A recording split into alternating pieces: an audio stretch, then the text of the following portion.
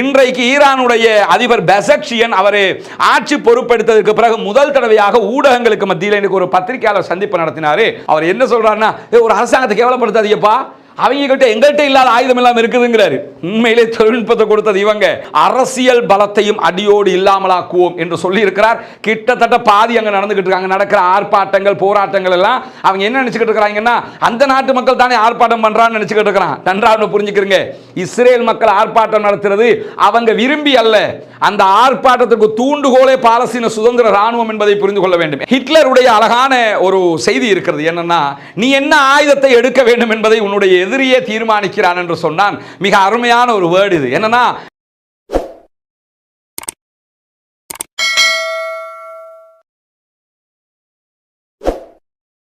அஸ்ஸலாமு அலைக்கும் வரஹ்மத்துல்லாஹி வபரகாத்துஹு. பேரன்பிற்கினிய சகோதர சகோதரிகளை, நம் அனைவர் மீதும் ஏக இறைவனுடைய அமைதியும் கருணையும் உண்டாகட்டுமாக என்கிற உயரிய பிரார்த்தனைகளோடு 346வது நாளாக 11 மாதங்களை தாண்டிய காசாவினுடைய யுத்தத்தில் தற்போது என்னவெல்லாம் நடக்கிறது என்கிற செய்திகளைத்தான் இன்றைக்கும் நாம் பார்க்க இருக்கிறோம். இன்றைக்கு வெளியாகி இருக்கக்கூடிய செய்திகளும் நேற்று வெளியான செய்திகளும் ரொம்பவே முக்கியமான செய்திகளாக தற்போது மாறி இருக்கிறது. என்னன்னா, நம்ம எவ்வளவு அடிச்சாலும் திரும்ப திரும்ப எந்திரிச்சு வர்றாங்களே என்கிற ஒரு பார்வை தற்போது அமெரிக்கா உள்ளிட்ட வல்லாதிக்க நாடுகளுக்கு உண்டாகி இருப்பதை நாம் பார்க்க முடியும்.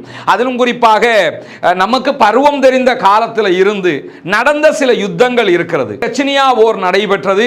செச்னியாவுக்கு என்ன ஆனது என்பதே மக்களுக்கு மறந்து போகிற அளவுக்கு உண்டான நிலையாக மாறி போனது. அதற்கு பிறகு நம்ம பார்த்தோம்னா, ஆப்கானிஸ்தானுக்குள்ள ஒசாமா பின் லாதினை பிடிக்க போறோம் என்கிற பேர்ல ஆப்கானிஸ்தான் அமெரிக்காவினுடைய படைகள் நுழைந்தது. 20 ஆண்டுகள் ஆப்கானை கையிலே வைத்துக் கொண்டிருந்தவர்கள் 21வது ஆண்டுல எங்களுக்கு இனிமே முடியாதுப்பா, நாங்க போயிடுறோம், நீயே பார்த்துக்கன்னு சொல்லிட்டு கையில கொடுத்துட்டு போயிட்டாங்க. பட் என்னன்னா, அந்த யுத்தத்திலையும் 20 ஆண்டுகள் அவர்கள் சண்டையிட நேர்ந்தது. ஆனால் 20 ஆண்டுகள் அவர்கள் அந்த நாட்டை கண்ட்ரோல்லே வச்சுக்கிட்டு இருந்தாங்க. எது எப்படி போனாலும் ஆப்கானை அவர்கள் கைப்பற்றி கொண்டார்கள். அதற்கு பிறகு நடந்த சண்டைகளால தான் இனிமே செய்ய முடியாது போனாங்க. அதே மாதிரி ஈராக் அமெரிக்க போரை நம்ம எடுத்துக்கிட்டோம்னா, அமெரிக்கா தலைமையில் பிரித்தானியா உள்ளிட்ட பல நேச நாடுகள் அவர்களோடு சேர்ந்து கொண்டு நடத்திய ஒரு யுத்தம். அந்த யுத்தத்திலும் ஈராக் கைப்பற்றப்பட்டது. ஈராக்கினுடைய அப்போதைய அதிபர் சதாம் ஹுசைன் தூக்கிலே போடப்பட்டார் என்று ஈராக்கினுடைய தோல்வியை நம்ம கண்ணுக்கு முன்னாடி பார்த்தோம். கடைசியில் ஈராக்கினுடைய இப்போதைய நிலையையும் நம்ம பார்த்துக்கிட்டு தான் இருக்கிறோம். ஆனா என்னமோ இந்த நாடுகளுக்கு மத்தியில் இருக்கக்கூடிய சண்டைகள் முடிவுக்கு வராத சில பிரச்சனைகள் இருக்கிறது. உதாரணமாக யமனை நம்ம எடுத்துக்கிட்டோம்னா, யமன்ல இருக்கக்கூடிய ஹூதிகளோட சவுதி அரேபியா நேரடியாக களத்தில் இறங்கியது. சவுதி மட்டுமல்ல, சவுதி பிளஸ் யுஏஇ எமிரேட்ஸும் சேர்ந்து தான் இந்த யுத்தத்தை பண்ணினாங்க. கடைசியில் என்ன ஆனதுன்னு கேட்டா, இனிமே நாங்க யுத்தம் உங்களோட பண்ண மாட்டோம்னு வித்ட்ராவாகி கொண்டது சவுதி அரேபியா. இன்றைக்கு யமன் 3 ஆட்சிக்கு கீழாக இருக்கிறது. ஹூதிகள் தலைநகர் சன்ஆ உள்ளிட்ட பகுதிகளை, பெரும்பான்மையான பகுதிகளை கைப்பற்றி வைத்திருக்கிறார்கள். இன்னொரு பகுதியிலே சர்வதேச அங்கீகாரம் கொண்ட அரசாங்கம் என்கிற பெயரில் சவுதி அரேபியா உள்ளிட்ட அரசாங்கங்கள் ஏற்றுக்கொண்டிருக்கக்கூடிய ஒரு அரசு இருக்கிறது.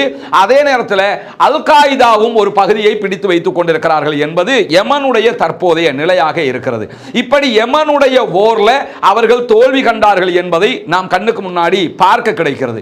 அதே மாதிரி நீங்க பாத்தீங்கன்னா, லெபனானை எடுத்துக்கிட்டோம்னா, லெபனான்ல இருக்கக்கூடிய அங்கிருக்கக்கூடிய போராளிகளை அழித்து நொறுக்கி இல்லாமல் ஆக்க வேண்டும் என்று பல கட்ட தாக்குதல்கள் 2011 வார எல்லாம் எடுத்துக்கிட்டோம்னா, இதுல எல்லாம் நின்று பிடிக்க முடியுமா என்று நினைத்த நேரத்தில் அமெரிக்காவே பின்வாங்கிய காட்சிகளும் நடந்து ஏறியது. இதற்கு இடையில தான் நீங்க பாத்தீங்கன்னா 1946 இருந்து இந்த காசா பாலஸ்தீன வார் இருக்கிறது. 46 தொடங்கிய முதல் இன்திஃபாதாவில் இருந்து இன்றைக்கு நடக்கிற இந்த யுத்தம் வரைக்கும் ஏகப்பட்ட சண்டைகள் பாலஸ்தீனம் கண்டிருக்கிறது. பல அழிவுகளை கண்டிருக்கிறது, பல இழப்புகளை சந்தித்திருக்கிறது. ஆனாலும் இந்த 10 ஆண்டுகளை நம்ம எடுத்துக்கிட்டோம்னா, 10 ஆண்டுகளுக்குள்ளாக பெரிய தாக்குதல்கள் எதையும், எதிர்வினை தாக்குதல்களை பாலஸ்தீன சுதந்திர ராணுவம் நடத்தவில்லை. ஆனால் இஸ்ரேல் தாக்குதல்களை நடத்தியது. 10 ஆண்டுகளாக அமைதி காத்தவர்கள் 11வது ஆண்டாகத்தான் கடந்த வருடம் அக்டோபர் 7ஆம் தேதி தாக்குதலை ஆரம்பித்தார்கள். அந்த தாக்குதலில் இருந்துதான் இன்றைக்கு 1 வருடங்களை நெருங்க போகிறோம். இதுவரைக்கும் இஸ்ரேலால் இந்த யுத்தத்தில் ஜெயிக்க முடியாமல் இருக்கிறது. சில பொழுதுகளில் என்னடா ஆட்கள் அடி வாங்குறாங்களே என்கிற மாதிரியான நிலை உண்டாகியது. பொதுமக்கள் மீது அவ்வளவு அநியாய தாக்குதல்களை இஸ்ரேல் நடத்தினார்கள். ஆனாலும் 11 மாதங்களில் எங்கேயாவது நீங்க ஒரே நேரத்தில் 50 பாலஸ்தீன சுதந்திர ராணுவத்தை கொண்டு விட்டோம், இங்க பாருங்க பாடியை, இங்க பாருங்க ஜனாசாவை என்று இதுவரைக்கும் காட்டினார்களா என்றால் 50 தேவல 5 பேருடைய பாடியாவது இப்படி காட்டினாங்களா? காட்டல. யாரு காட்டினான்னா இறுதியாக வெஸ்ட் பேங்க்ல எங்களுடைய 6 பேர் கொல்லப்பட்டிருக்கிறார்கள் என்று பாலஸ்தீன சுதந்திர ராணுவமே தான் தங்களுடைய ஆட்களுடைய புகைப்படத்தோடு செய்தி வெளியிட்டிருந்தார்கள். அதை கூட என்னன்னா கொல்லப்பட்டவர்களுடைய பாடியை கூட காட்ட முடியல இஸ்ரேலால என்பதுதான் நிலைமை. ஏன்னா உடனே அவங்க அதை கைப்பற்றிட்டாங்க. அது அங்கு உள்ள ஒரு ஸ்பெஷல் விஷயமாக கருதப்பட்டது. எது எப்படி போனாலும் இந்த 11 மாதங்களாக அவர்களால் மிலிட்டரி வார்ல ஜெயிக்க முடியவில்லை என்பது ஒரு யதார்த்தமான பேருண்மையாக இருக்கிறது. இது இஸ்ரேலுடைய தோல்வி அல்ல, அமெரிக்காவின் தோல்வி, பிரித்தானியாவின் தோல்வி, பிரான்சின் தோல்வி, ஜெர்மனியின் தோல்வி. எல்லாவற்றுக்கும் அடுத்த கட்டத்துக்கு நம்ம போய் நின்றோம்னா அவர்களுடைய G20 ஆக இருக்கலாம், G13 ஆக இருக்கலாம், என்ன பிரிக்ஸ் ஆக இருக்கலாம், என்னென்னலாம் வச்சிருக்கிறாங்களோ அத்தனையினுடைய தோல்வியாகவும் தான் இது பார்க்கப்படுகிறது. ஏன்னா உலகத்தில் இருக்கக்கூடிய எல்லா வகையான அணுகுண்டை தவிர எல்லா வகையான குண்டுகளையும் காசாவில் பரிசோதித்து பார்த்து விட்டார்கள். இனிமே போடுறதுக்கு காசாவில் அணுகுண்டு மட்டும்தான் இருக்குது. அதையும் போட்டுருவாங்க. ஏன் போடாம இருக்கிறாங்கன்னு கேட்டா காசா என்கிற பகுதிகளுக்குள்ள போட்டா இஸ்ரேலின் சேர்ந்து அழிஞ்சு போயிடும், அதனால போடாம இருக்கிறாங்க. இந்த போலியோ கொடுத்துக்கிட்டு இருக்காங்களே, இப்ப தங்களுக்கு வந்துட கூடாதுங்கிறதுக்காக காசாவுக்குள்ள வந்து போலியோ சொட்டு மருந்து கொடுத்தாங்கல்ல, அது மாதிரி தான் இந்த நிலைமையை நம்ம கவனிச்சுக்கிறோம். இல்லைன்னா அணுகுண்டையும் அவர்கள் பயன்படுத்தி இருப்பார்கள். ஏன்னா அணுகுண்டுகளை வைத்திருக்கக்கூடிய ஒரு நாடாகத்தான் இஸ்ரேலும் காணப்படுகிறது. இந்த மாதிரியான நிலைமைக்குள்ளதான் நேற்றைய தினம் திடீரென்று மீண்டும் யமன்ல இருந்து ஹூதிகள் இஸ்ரேல் மீது தாக்குதல் நடத்தினாங்க. ஜூலை மாதம் அவர்கள் தாக்குதல் ஒரு ட்ரோன் அட்டாக் பண்ணி முடிய இஸ்ரேல் என்ன பண்ணாங்கன்னா அவர்களுடைய 20க்கு மேற்பட்ட F-35 விமானத்தினூடாக பாரிய ஒரு தாக்குதல்களை யமனுடைய ஹுதைதா துறைமுகத்தில் நடத்தியிருந்தார்கள். யமனுடைய பெட்ரோல் சேவ் பண்ணக்கூடிய பாரிய ஒரு பகுதி அழிந்து நாசமாகியது. ஒரு கட்டத்தில் நம்மளே என்ன யோசிச்சோம்னா எல்லாம் முடிஞ்சு போச்சோ என்று யோசிச்ச நேரத்தில் ஒரு 3 நாள் அந்த நெருப்பு எரிஞ்சுக்கிட்டே இருந்தது. அணைஞ்சு முடிய 4வது நாள் கப்பல் கடிக்க ஆரம்பிச்சாங்க. அந்த தாக்குதல் நடந்து இதுவரைக்கும் 17 கப்பல்கள் மீது அவர்கள் தாக்குதல் நடத்தி இருக்கிறார்கள். இப்படி விடாம அமெரிக்காவுடைய தலைமையிலான கடற்படையே ஆட்டம் காணுகிற அளவுக்கு செங்கடல்ல வச்சு செஞ்சுக்கிட்டு இருக்கிறாங்க இஸ்ரேல் அமெரிக்கா உள்ளிட்ட ராணுவங்களை. இந்த மாதிரியான நிலையில தான் நேற்று 2028 கிலோமீட்டர் தாண்டி நேரடியாக டெல் அவிவுக்குள்ளேயே பாலிஸ்டிக் 4 வகையான ஏவுகணை தாக்குதல்களை யமன்ல இருந்து ஹூதிகள் நடத்தி இருக்கிறார்கள். அதுதான் டாக் ஆஃப் த டே ஆக இன்றைக்கு மாறி இருக்கிறது. காரணம் என்னன்னா எப்படி இது சாத்தியம் என்பதுதான். இதுக்குள்ள ஒரு பெரிய ஜியோ பாலிடிக்ஸ் இருக்குது. அதை நம்ம பின்னாடி பார்ப்பதற்கு முன்பதாக இன்றைக்கு காசாவுக்குள்ள நடைபெற்றிருக்கக்கூடிய நுசைராத் பகுதிகளில் இஸ்ரேலிய ஆக்கிரமிப்பு பயங்கரவாத ராணுவம் நடத்தி இருக்கக்கூடிய தாக்குதல்களில் 20 பாலஸ்தீன அப்பாவிகள் கொல்லப்பட்டிருக்கிறார்கள், ஷஹீதாகி இருக்கிறார்கள். அல்லாஹ் அவர்களுக்கு சொர்க்கத்தை வழங்க வேண்டும். இணை வைக்காத பட்சத்தில் அவர்கள் அதற்கு தகுதியானவர்களும் கூட வல்ல ரஹ்மான் அவர்களுடைய எண்ணங்களை புரிந்து கொள்ள வேண்டும் என்று அல்லாஹ்விடத்தில் பிரார்த்தனை செய்கிறார். அதே நேரத்தில் 15 அப்பாவிகள் பாதிக்கப்பட்டிருக்கிறார்கள், படுகாயம் அடைந்திருக்கிறார்கள் என்கிற செய்திகளோடு ரஃபாவில் இதுவரைக்கும் 2 பாலஸ்தீன அப்பாவிகள் கொல்லப்பட்டிருக்கிறார்கள் என்கிற செய்திகளும் வெளியாகி இருக்கிறது.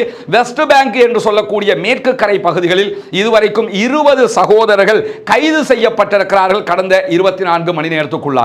இந்த மாதிரியான ஒரு நிலை காசாவுக்குள் நடந்து வருகிற அதே நேரத்தில் அதே காசாவுக்குள் இன்றைக்கு இஸ்ரேலிய ஆக்கிரமிப்பு பயங்கரவாத ராணுவத்தின் கிட்டத்தட்ட 7 டேங்குகள் மீது தாக்குதல் நடத்தப்பட்டிருக்கிறது. இஸ்ரேலுடைய 7 மெர்காவா டேங்குகள் அழிக்கப்பட்டிருக்கிறது என்கிற செய்திகளை வீடியோ காட்சிகளோடு அங்கிருக்கக்கூடிய சுதந்திர ராணுவம் வெளியிட்டிருக்கிறது. வீடியோ காட்சிகளை பார்க்க விரும்புகிற சகோதரர்கள் அல் ஜசீராவினுடைய அரபு பக்கத்தில் சென்று நீங்கள் பார்த்துக் கொள்ள முடியும். அவங்க அதை வெளியிட்டிருக்கிறாங்க, நமக்கு அதை காட்ட முடியாது. ஏன்னா அந்த தாக்குதல்கள் கொஞ்சம் அகோரமாக கடுமையான தாக்குதல்களாகவும் இருக்கிறது. 7 மெர்காவா டேங்குகள் என்றால் ஒரு டேங்குக்குள்ள 5 பேர் வச்சுக்கிட்டா கூட ஒருத்தர் வச்சாலே 7 பேர் அவுட் அர்த்தம். 5 பேர் வச்சீங்கன்னா 35 பேர் அவுட்டா போயிட்டான் அர்த்தம். இதுதான் இன்றைக்கு நடந்திருக்கிற மிக பயங்கரமான கடுமையான ஒரு தாக்குதலாகவும் பார்க்கப்படுகிறது. என்னடா இது, நம்ம எவ்வளவு அடிக்கிறோம், வானத்திலிருந்து குண்டு போடுறோம், தர வழியா அடிக்கிறோம், எல்லாத்தையும் போட்டு பார்த்துட்டாங்க. எல்லை தாண்டி போய் என்ன பண்ணாங்கன்னா பங்கர் பஸ்டர் பாம கூட போட்டு பார்த்துட்டாங்க. எதை போட்டாலும் இவர்களை தடுக்க முடியவில்லை. அதற்கு 2 காரணங்கள் தான் இருக்கிறது. ஒன்று என்னன்னா, அவர்களுடைய போராட்டம் ஈமானிய போராட்டம். எனவே ஈமானிய போராட்டம் பணத்திற்கு விலை போகிற போராட்டம் அல்ல. இரண்டாவது விவகாரம் என்னன்னு சொன்னா, அது அவர்களுடைய தாய் நாட்டுக்கான சுதந்திர வேட்கை. சுதந்திரத்திற்காக போராடிய எந்த நாட்டினுடைய இராணுவமும் தோல்வி கண்டதாக நீங்கள் வரலாற்றை காண முடியாது. சுதந்திரத்தை இறுதி கட்டத்திலே பெற்றுத்தான் இருக்கிறார்கள். மிக அண்மையில் கூட பல நாடுகள் அப்படி சுதந்திரம் பெற்ற காட்சிகளை எல்லாம் நம்ம கண்ணுக்கு முன்னாடி பார்த்திருக்கிறோம். நெல்சன் மண்டேலா, மறைந்த நெல்சன் மண்டேலாவினுடைய சவுத் ஆப்பிரிக்கா அதற்கு ஒரு சிறந்த எடுத்துக்காட்டாகவும் ஆதாரமாகவும் இருக்கிறது. எனவே சுதந்திர பாலஸ்தீன பூமிக்காக அவர்கள் போராடுகிறார்கள். சம்பளத்திற்கு சண்டை பிடிப்பவனுக்கும் சாதிப்பதற்கு சண்டை பிடிப்பவனுக்கும் வித்தியாசம் இருக்கிறது. பாலஸ்தீன சுதந்திர ராணுவத்தை பொறுத்தவரையில் அவர்கள் சாதிப்பதற்கு சண்டை பிடிக்கிறார்கள், சம்பளத்திற்காக சண்டை பிடிக்கவில்லை. இந்த மாதிரியான நேரத்தில் தான் இந்த தாக்குதல்கள் எல்லாம் இன்றைக்கு நடந்தேறி இருக்கிற செய்திகள் வெளியாகி இருக்கிற அதே நேரத்தில் வடக்கு இஸ்ரேலில் இருக்கக்கூடிய தங்களுடைய மக்களுக்கு 9000 ஆயுதங்கள், துப்பாக்கிகளை இன்றைக்கு விநியோகித்திருக்கிறது இஸ்ரேல் ஆக்கிரமிப்பு பயங்கரவாத ராணுவம். ஆல்ரெடி 5000 துப்பாக்கிகள் கொடுத்திருந்தாங்க. இப்போ 9000 மற்றும் 14000 துப்பாக்கிகளை அவங்க கொடுத்திருக்கிறாங்க. இதுக்கு காரணம் என்ன சொல்றாங்கன்னா, இனிமேல் எதிர்காலத்தில் யாராவது உங்களை வந்து தாக்க வந்தாங்கன்னா இதுல தாக்கிக்கிறங்க. அது ரெண்டாவது, அது அவங்களுடைய நாடுன்னு அவங்க சொல்லிக்கிட்டு இருக்காங்க, ஆக்கிரமிச்சு பிடிச்சிக்கிட்டு இருக்காங்க. எப்படி எங்க மக்களை நாங்க பாதுகாக்க போறோம் கொடுக்கிறோம்னு சொல்லி இருக்கிறாங்கன்னு வச்சுக்கிறோம். ஆனா இதெல்லாம் கொடுக்கப்பட்டதற்கு பிறகு இருக்கு ராஜா உங்களுக்கு. ஏன்னா இப்போ ஆல்ரெடி நெத்தனியாவுக்கு எதிராக பாரி ஆர்ப்பாட்டம் நடக்குது. அப்படி ஒரு ஆர்ப்பாட்டம் நடந்தா இதுக்கு பிறகு ஆர்ப்பாட்டம் எல்லாம் நடத்த மாட்டான். கையில் ஆல்ரெடி இருக்குது, எடுத்துட்டு வந்து போட்டுக்கிட்டு போய்கிட்டே இருப்பான். இதுதான் நடக்கும். அதற்கு அவர்களே வினையை தேடிக்கொள்கிறார்கள் என்றும் அர்த்தமாகி விடும். அதையும் நம்ம பார்க்கத்தான் போறோம். இன்னொன்னு என்னன்னா, இந்த ஆயுதங்களை கொடுக்கறதுனால ஒண்ணு அங்க மாற்றம் வந்துடாது. எப்பயாவது ஒரு நாள் பிளான் பண்ணி அக்டோபர் 7 வந்து அடிச்ச மாதிரி அடிக்க போறானே தவிர டெய்லி வந்து அடிச்சுக்கிட்டு இருக்க போறானா? அதெல்லாம் அங்க நடக்க போறது இல்லை. அதை அடிக்கும் போது பார்த்துக்கலான்னு கடந்து போயிருவாங்க. எது எப்படி போனாலும் அவர்கள் எவ்வளவு தூரம் பயந்து போய் இருக்கிறார்கள் என்பதை நாம் இங்கே கவனிக்க கடமைப்பட்டிருக்கிறோம். இப்படியான நேரங்களில் தான் இஸ்ரேலுக்கு ஹூதிகள் ஒரு தெளிவான செய்தியை தான் அனுப்பி இருக்கிறார்கள் என்கிறார் யஹியா சின்வார். இன்றைக்கு யஹியா சின்வார் வெளியிட்டிருக்கக்கூடிய ஒரு செய்தி, அதாவது ஒரு கடிதத்தை இன்னைக்கு என்ன பண்ணியிருக்கிறார்னா, ஹூதிகளுடைய தலைவருக்கு அவர் அனுப்பி இருக்கிறாரு. அதுல மிக தெளிவாக என்ன சொல்றாருன்னா, நீங்க யமன் மேல நடத்தி இருக்கக்கூடிய இந்த தாக்குதலுக்கு நான் உங்களை பாராட்டுகிறேன். அதே நேரத்தில் இந்த எதிரிகளுக்கு நீங்கள் ஒரு செய்தி அனுப்பி இருக்கிறீர்கள் என்பதும் எங்களுக்கு ஆறுதல் அளிக்கக்கூடிய ஒரு விஷயமாக இருக்கிறது. அதாவது உங்களுடைய நாட்டினுடைய அடி ஆழத்தை தொடுவதற்குரிய பலம் எங்களிடத்தில் இருக்கிறது என்பதை நிரூபித்து விட்டீர்கள். டெல் அவிவுக்கே பாலிஸ்டிக் ஏவுகணைகளை ஏவி இருக்கிறீங்க. அந்த ஏவுகணைகளை அவர்களுடைய அயன் டோம் சிஸ்டமேட்டிக்கால கண்டுபிடிக்க முடியாத அளவுக்கு ஏவி இருக்கிறீங்கன்னா நீங்கள் தெளிவான செய்தியை சொல்லிவிட்டீர்கள் அவர்களுக்கு, உங்களை விட நாங்கள் பலமானவர்கள் என்பதை என்று இன்றைக்கு யஹியா சின்வார் அவர்கள் சுட்டிக்காட்டி இருக்கிறார். ஹூதிகளுடைய தலைவர் அப்துல் மலிக் அல் ஹூதி அவர்களுக்கு எழுதியிருக்கக்கூடிய கடிதத்தில். அது மட்டும் இல்லாமல் எக்ஸ்ட்ரா அவர் ஒரு செய்தி என்ன சொல்றாருன்னா, அதே நேரத்தில் உங்களுக்கு நாங்கள் ஒரு செய்தியை தெளிவாக சொல்லிக் கொள்கிறோம். எங்களுடைய ராணுவ படைப்பிரிவு இருந்ததை விட மேலும் மேலும் பலமாகவே இருக்கிறது. நாங்கள் கொஞ்சமாவது சோர்வடைந்து விட்டோம் என்று நீங்கள் நினைத்து விட வேண்டாம். எங்களுக்கு உதவியாக நீங்கள் நிற்கிறீர்கள், அதற்கு உங்களுக்கு வாழ்த்துக்கள். அதே நேரத்தில் நாங்கள் ரொம்பவே பலமாக இருக்கிறோம். எங்களுடைய ஆயுதங்கள் தேவையான அளவுக்கு இருக்கிறது, எங்களுடைய தாக்குதல் யுக்திகள் தேவையான அளவுக்கு இருக்கிறது, எங்களுடைய படை வீரர்கள் அளவுக்கு அதிகமாகவே இருக்கிறார்கள் என்கிற செய்திகளை இன்றைக்கு சொல்லி இருப்பது மட்டுமல்லாமல், எங்களுடைய ராணுவத்தை சேர்ந்தவர்கள் போர் குணம் மிக்க போருக்கு எப்போதுமே தங்களை தயார்படுத்திக் கொண்டே இருக்கிறார்கள். அது மட்டுமல்லாமல் இதுவரைக்கும் நாங்கள் இஸ்ரேலுடைய ராணுவ விருப்பத்தை முறையடித்து இருக்கிறோம். ராணுவத்தை கொண்டு வந்து போட்டு எங்களை அழிச்சு எங்க நாட்டை பிடிச்சுக்கலாம் நினைச்சாங்க. அதை நாங்கள் அடிச்சு சுக்குநூறா போட்டு காலில் போட்டு மிதின்னு மிதிச்சிருக்கிறோம். அதே நேரத்தில் அவர்களுடைய அரசியல் பலத்தையும் அடியோடு இல்லாமலாக்குவோம் என்று சொல்லி இருக்கிறார். கிட்டத்தட்ட பாதி அங்க நடந்துகிட்டு இருக்காங்க. நடக்கிற ஆர்ப்பாட்டங்கள் போராட்டங்கள் எல்லாம் அவங்க என்ன நினைச்சுக்கிட்டு இருக்காங்கன்னா, அந்த நாட்டு மக்கள் தானே ஆர்ப்பாட்டம் பண்றான்னு நினைச்சுக்கிட்டு இருக்கிறான். நன்றாக புரிஞ்சுக்கிறீங்க, இஸ்ரேல் மக்கள் ஆர்ப்பாட்டம் நடத்துறது அவங்க விரும்பி அல்ல. அந்த ஆர்ப்பாட்டத்துக்கு தூண்டுகோலே பாலஸ்தீன சுதந்திர ராணுவம் என்பதை புரிந்து கொள்ள வேண்டும். ஏன்னா இந்த இடத்துல ஒரு செய்தி நினைவுக்கு வருகிறது. ஹிட்லருடைய அழகான ஒரு செய்தி இருக்கிறது. என்னன்னா, நீ என்ன ஆயுதத்தை எடுக்க வேண்டும் என்பதை உன்னுடைய எதிரியே தீர்மானிக்கிறான் என்று சொன்னான். மிக அருமையான ஒரு வேர்டு இது. என்னன்னா, நீங்க என்ன மாதிரி ஆயுதத்தை கையில் எடுக்கணும்ங்கிறத அவன் தான் உங்களுக்கு பிளான் போட்டு இப்படி செஞ்சா அப்படி செய்வான்னு சொல்லி முடிவெடுக்கிறாங்கிறது அதனுடைய கருத்து. அதே மாதிரி சின்வாருடைய வெற்றியை என்னன்னு கேட்டா, உள்நாட்டுக்குள்ள வருகிற இஸ்ரேலி ஆக்கிரமிப்பு பயங்கரவாத ராணுவத்தை அடிச்சு நொறுக்கிறது மட்டுமல்லாமல், யஹியா சின்வாருடைய அந்த அரசியல் யூகம் தான் நீங்கள் நிரந்தர போர் நிறுத்தம் என்று சொல்லாத வரைக்கும், அதை எழுத்துல தராத வரைக்கும் நாங்க யுத்த நிறுத்தத்துக்கு ஒப்புக்கொள்ளவே மாட்டோம். என்ன நடந்தாலும் சரி, நாங்க இனிமே காசாவுல யுத்தமே கிடையாது, பாலஸ்தீனத்துக்கு சுதந்திரம் கிடைக்கணும், அதுக்கு ஒத்துக்கிட்டா மட்டும் தான் யுத்தத்தை நிறுத்துவோம்னு சொல்றாருல்ல, அதனுடைய அடிப்படையே என்னன்னா அதுக்கு அவன் ஒத்துக்கொள்ள வைக்கிறது தான். ஏன்னா அவனுடைய பணைய கைதிகள் இங்கே இருக்கிறாங்க. காசாவில் 42,000 பேர் கொல்லப்பட்டிருக்கிறாங்க. அதில் அடிப்படையை நீங்கள் புரிஞ்சுக்கிறீங்க. அந்த கொல்லப்பட்டவர்களுக்கு அவர்கள் இணை வைக்காத பட்சத்தில் அல்ஹம்துலில்லாஹ் அவர்கள் சொர்க்கத்துக்குரியவர்கள், ஷஹீதுடைய அந்தஸ்து அவர்களுக்கு கிடைக்க போகிறது. அதில் எந்த மாற்று கருத்தும் இல்லை. உயிர் வாழ்ந்தாலும் மரணித்தாலும் அவர்கள் நிம்மதி அடைய போகிறார்கள். அதே நேரத்தில் இஸ்ரேலை பொறுத்தவரை அப்படி ஒவ்வொரு உயிரும் அவர்களுக்கு ஏகபோக விலை மதிப்பு மிக்கதாக கருதுவார்கள்.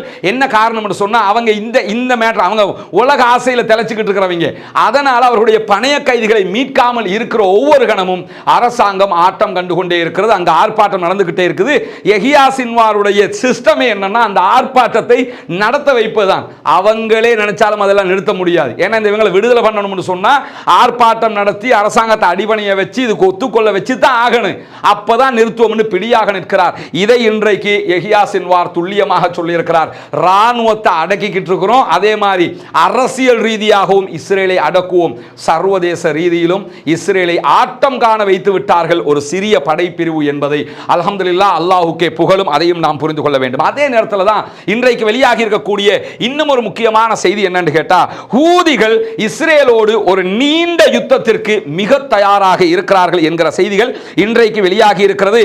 அதிலும் குறிப்பாக யமன்ல இருக்கக்கூடிய மிக துல்லியமான அரசியல் ஆய்வாளர்களில் ஒருவராக இருக்கக்கூடிய ஹுசைன் அல் புகைத்தி என்கிறவர் இன்றைக்கு அல் ஜசீராவுல ஒரு பேட்டியை கொடுத்திருந்தார். அந்த பேட்டியில் அவர் சொல்லக்கூடிய செய்திகள் எல்லாம் ரொம்ப யோசிக்க வைக்கிற ஆச்சரியமான செய்திகளாக இருந்தது. அவர் என்ன செய்தி அதுல சொல்றாருன்னு சொன்னா, ஹூதிகளை பொறுத்தவரையில இதுவரைக்கும் அவர்கள் பயன்படுத்தாத மிக முக்கியமான பலமான பல ஆயுதங்கள் அவர்களிடத்தில் இருக்கிறது.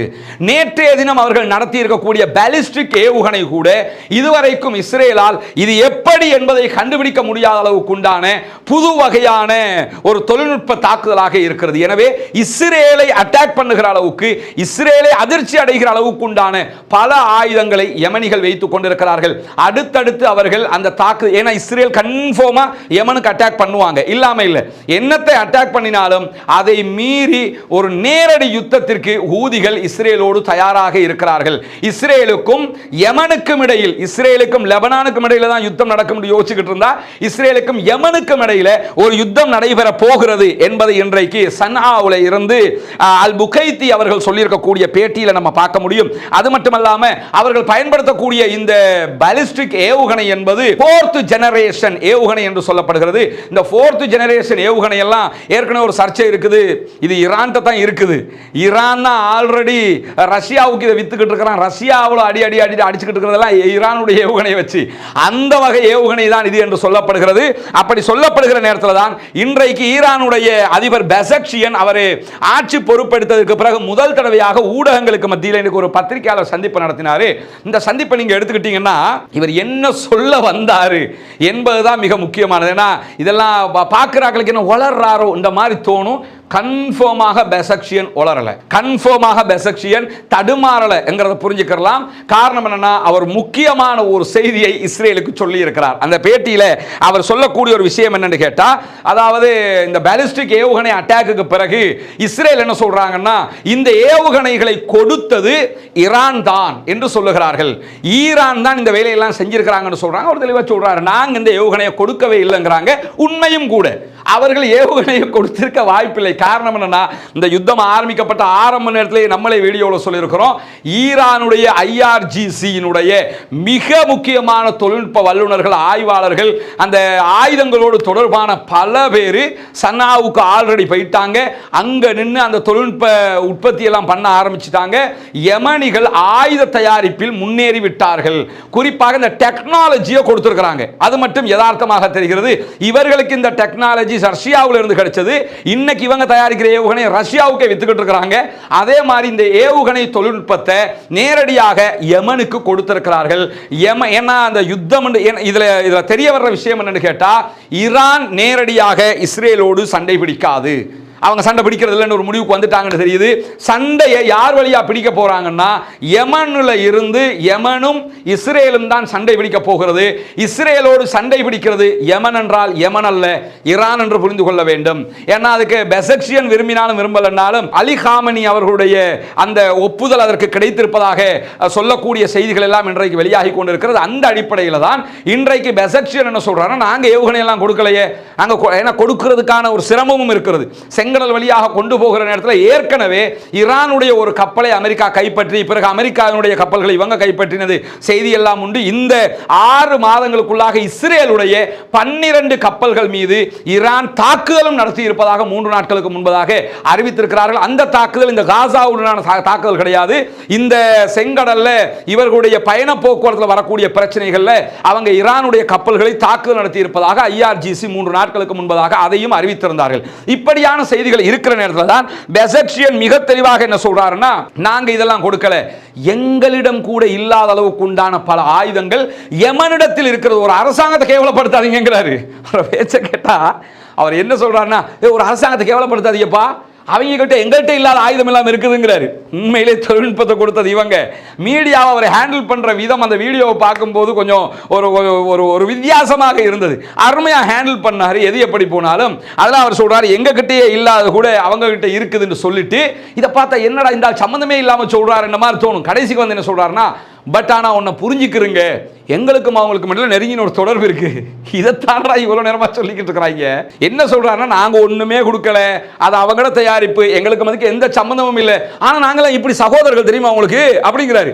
அந்த சகோதரத்துவம் தான். ஏன்னா அவருடைய அந்த வார்த்தைகள் மீடியாவால கோர்க்க முடியாத வார்த்தைகள். பெசக்ஷியன் வந்து ரொம்ப கவனமாகத்தான் இதை கையாண்டிருக்கிறார்னு தெரியுது.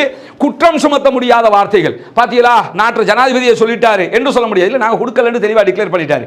ஆனா பார்க்கிற மற்ற சகோதரர்களுக்கு தெளிவா என்ன சொல்றாருன்னு கேட்டா, நாங்க தான் கொடுத்திருக்கிறோம், அதுக்கு இப்ப என்னங்கிற விதமா தான் எங்களுக்கு இப்படி ஒரு நெருக்கம் இருக்குதே அப்படின்னு தெளிவாக சொல்லி இருக்கிறார். எனவே IRGCயும் அல் குதுஸும் மிக தெளிவாக யமனுக்குள்ள செயல்படுறாங்கிறத இதுல இருந்து நம்ம புரிந்து கொள்ள முடிகிற அதே நேரத்தில் இன்னைக்கும் ஒரு சம்பவத்தை ஹூதிகள் பண்ணி இருப்பதை நம்ம பார்க்க முடியும். இங்க நீங்க பார்க்கலாம், நமக்கு தெரியும் MQ-9 என்கிற அமெரிக்காவினுடைய $30 மில்லியன் பெறுமதியான விமானம் ஒன்றை இன்றைக்கும் சுட்டு வீழ்த்தி இருக்கிறார். இன்னைக்கு அவங்க இறக்கலதை சுட்டு வீழ்த்திட்டாங்க. நாசமா போச்சு. இன்னைக்கு துல்லியமாக இலக்குகளில் தாக்குதல் நடத்தக்கூடிய ஆளில்லாத விமானம். இதை நம்ம ஏற்கனவே சொல்லி காட்டுறோம். ஒரு மனிதனை விட உயரத்தில் நிற்கும், அது ஒரு விமானம் மாதிரியே நிற்கும். இது ட்ரோன் தான், ஆளில்லாத விமானம்னா மேல நிற்கும். இங்க நீங்க பார்க்கலாம், ஏவுகணைகளை சுமந்து சென்று தாக்குதல் நடத்தக்கூடியது.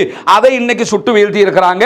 இது இந்த வீக்குக்குள்ள வீழ்த்தப்பட்ட 3வது MQ-9 வகையான விமானம். அது மட்டுமல்லாமல் இந்த யுத்தம் ஆரம்பிக்கப்பட்டு இதுவரைக்கும் 10வது விமானத்தை அவர்கள் வீழ்த்தி இருக்கிறார்கள். இருக்கிற அமெரிக்காட்ட இருக்கிற ட்ரோன்கள்லயே ரொம்ப ஸ்பெஷலான ரொம்ப வேகமான துல்லியமான ஒரு ட்ரோனாக இது பார்க்கப்படுகிறது. அதுக்கே இந்த அடினா மற்றதுக்கெல்லாம் எந்த அடி விழும்ங்கிறதையும் நம்ம பார்த்துக்கிறோம். இதுல இருந்து நம்ம தெளிவாக ஹூதிகள் லைனுக்கு வந்துட்டாங்கிறத புரிய முடியுது. அதே மாதிரி இன்றைக்கு லெபனானுடைய எல்லை கிராமங்கள் மீது இஸ்ரேல் நடத்திய தாக்குதலை தொடர்ந்து லெபனானில் இருக்கக்கூடிய போராளி குழுக்கள் இன்றைக்கு தாக்குதல்களை நடத்த ஆரம்பித்திருக்கிறார்கள். லெபனானுடைய தெற்கு லெபனானில் இருக்கக்கூடிய வஸானி என்கிற பகுதிகளில் தாக்குதல்களை இன்றைக்கு இஸ்ரேலிய ஆக்கிரமிப்பு பயங்கரவாத ராணுவம் நடத்தி இருந்த நேரத்தில் தான் இன்றைக்கு லெபனானில் இருந்து பல ஏவுகணை தாக்குதல்கள் இஸ்ரேலை நோக்கி நடத்தப்பட்டிருக்கிறது. குறிப்பாக இஸ்ரேலிய லெபனான் எல்லையில் இருக்கக்கூடிய பகுதிகளாக இருக்கிற அப்பர் கலீலி பகுதிகளில் இன்றைக்கு பல தாக்குதல்களை நடத்தி இருக்கிறார்கள். அதே மாதிரி இஸ்ரேலிய ராணுவத்தினுடைய ராணுவ தளங்கள் மீது பீரங்கி குண்டுகளை வீசி இருக்கிறார்கள். மெட்டுல்லா ராணுவ தளத்தின் மீதும் இன்றைக்கு பாரிய தாக்குதல்களை அவர்கள் நடத்தி இருக்கிறார்கள் என்கிற செய்திகளும் இன்றைக்கு வெளியாகி இருக்கிறது. மொத்தத்தில் காசாவில் இருக்கக்கூடிய சுதந்திர போராளிகள் பாரிய தாக்குதல்களை நடத்தி கொண்டு அவர்களுடைய நாட்டை மீட்பதற்கு போராடுகிற அதே நேரத்தில் அவர்களுக்கு உதவியாக லெபனானில் இருக்கிற குழுக்களும் உதவி செய்து கொண்டிருக்கிற அதே நேரத்தில் சிரியாவில் இருக்கக்கூடிய குழுக்கள் இன்றைக்கு அமெரிக்க ராணுவ தளங்கள் மீது தாக்குதல் நடத்தி இருக்கிறார்கள் என்கிற செய்திகள் வெளியாகி இருக்கிற அதே நேரத்தில் யமன் மிக தெளிவாக தயாராகி இருக்கிறது. யமனுடைய ஒரு சாரார் சிரியாவில் சென்று களமிறங்கி இருக்கிறார்கள் என்கிற செய்திகளும் வந்திருக்கிறது. பொறுத்திருந்து பார்ப்போம் என்ன நடக்கிறது என்பதை. இந்த யுத்தம் அடுத்த கட்டத்தை நெருங்குகிறது என்பது தெரிகிறது. யமன் நேரடியாக யுத்தத்திற்கு குதிக்கப் போகிறது என்பது தெரிகிறது. அப்படி யமன் நேரடியாக ஒரு யுத்தத்தில் குதிக்கிற நேரம் அது மிகப்பெரிய ஒரு ஆறுதலாக காசா மக்களுக்கு மாறிவிடும். ஏன்னா நேரடியாக 2000 கிலோமீட்டரை தாண்டி இஸ்ரேல் அவர்களை சமாளிக்க வேண்டி இருக்கும். அதிலும் குறிப்பாக யமன் நேரடி ஒரு யுத்தத்துக்கு தயாராகிறாங்கன்னா இந்த F-35 விமானங்களை எல்லாம் சமாளிக்கிறதுக்குரிய தொழில்நுட்பங்கள் அவர்களிடத்தில் இருப்பதற்கான வாய்ப்புகள் இருக்கிறது என்கிற செய்திகளும் தொடர்ச்சியாக சொல்லப்பட்டு வருகிறது. பொறுத்திருந்து பார்ப்போம் என்ன நடக்கிறது என்பதை. பாலஸ்தீனம் வெற்றி பெற வேண்டும், பாலஸ்தீனம் சுதந்திரம் அடைய வேண்டும், பாலஸ்தீன மக்களும் நம்மை போன்ற மக்களாக சுதந்திரமாக வாழ்ந்து மரணிக்க வேண்டும் என்கிற அழகிய கோரிக்கை அல்லாஹ்விடத்திலே தினம்தோறும் வைத்து வாருங்கள். அல்லாஹ்விடத்திலே அந்த மக்களுக்காக பிரார்த்தனை செய்யுங்கள். மறந்து விடாதீர்கள், இஸ்ரேலிய ஆக்கிரமிப்பு பயங்கரவாத ராணுவத்திற்கும் அவர்களுக்கு உதவியாக இருக்கிற அத்தனை பேருக்கும் எதிராக குனூத்துன் நாசிலாவை ஒவ்வொரு தொழுகைகளிலும் ஓதி வாருங்கள். பாலஸ்தீன மக்களுக்காக ஜனநாயக ரீதியில் குரல் எழுப்ப மறந்து விடாதீர்கள். ஜனநாயக ரீதியாக அந்த மக்களுக்காக குரல் எழுப்புவோமாக. தீவிரவாதம் ஒழிய வேண்டும், பயங்கரவாதம் இல்லாத ஒழிக்கப்பட வேண்டும், இஸ்ரேலிய ஆக்கிரமிப்பு பயங்கரவாதம் இல்லாத ஒழிக்கப்பட வேண்டும் என்கிற உயரிய பிரார்த்தனைகளோடு முடித்துக் கொள்கிறேன். வாஹ்ரத் அவானா அல்ஹம்துலில்லாஹி ரப்பில் ஆலமீன்.